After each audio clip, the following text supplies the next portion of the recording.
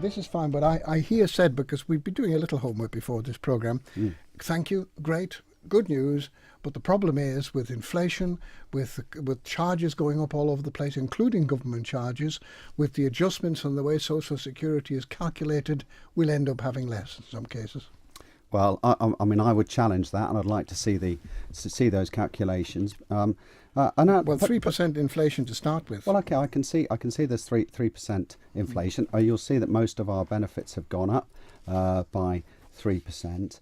We've also taken steps, Roger. I mean, in last autumn we wrote off the £95 million of debt around the MUA. That means that from this April, water and sewerage charges will be frozen. And whilst the electricity I expect to be sort of capped at around 2%, we know that's going to happen. That's another step forward that we have taken to try and ease the pressure. And I accept that this is not a perfect world. There is a lot going on. And we do have to try and make things right. But we can't just solve all the problems by blowing our fiscal discipline, giving above inflation increases across the benefits system or above across the departmental spending budgets, because what will happen in the end, Roger, is that we will lose our financial discipline.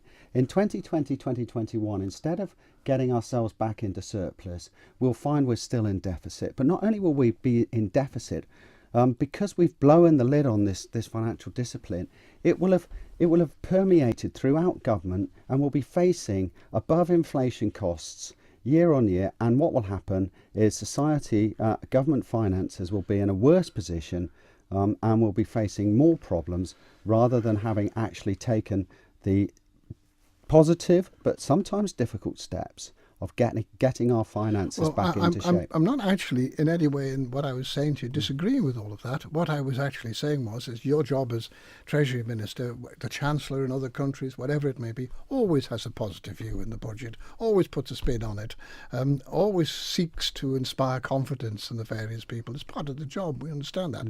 But there are bound to be, behind the figures, people who say, well, hang on a minute.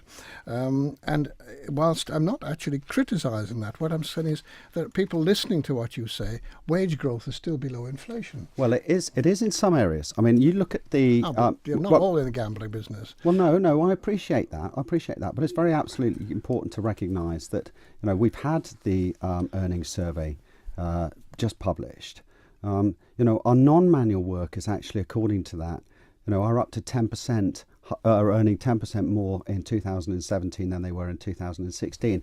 Actually, the critical area that appears to be a focus is the manual working side, where it appears that any wage growth, if there is any, is limited and possibly it's slightly negative. So it does show actually that there are some positive elements in society. There are also clearly, and I think it's absolutely right we work on evidence rather than supposition, that there are some areas that are going to need some further work. But also, let's be clear here, Roger. I mean, we can't solve all the problems in one go.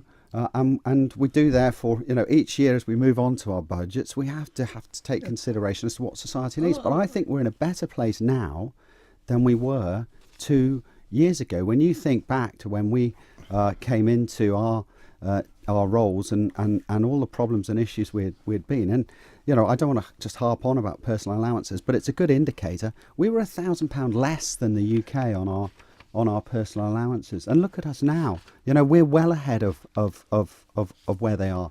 So, across the board, actually, when you look at what we've set out to achieve, I think we have set out in a targeted, focused, controlled, disciplined manner to get money into those areas that need it, and also support our businesses. Right, just finish, Roger. The results that we're getting in evidence, I think, that on the whole, this government is doing the right thing. Okay, well, I'm fine, but I mean, this is, forgive me, but well, what we're talking about here is basically the government PR message again. I'm just trying to bring through to you what I'm picking up from various people outside there. And most of the people are not saying it's a lousy budget, but what they're saying is we've got to take a number of issues into account. Some of those are not necessarily something you can do about, but nevertheless, they're out there. Like 14% of the workforce still on a living wage, which is £8.61 an hour.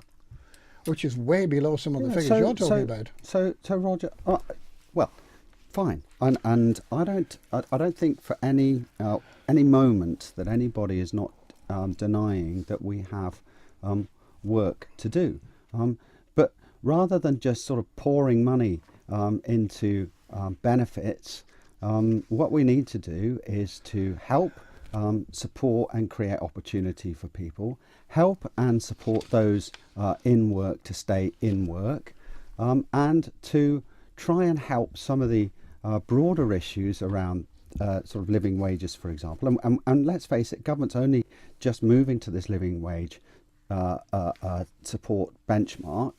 We need to, first of all, start to encourage private enterprise to move to the living wage, and government has to potentially look at and deal with the 80 or so people on its books who are currently below that living wage.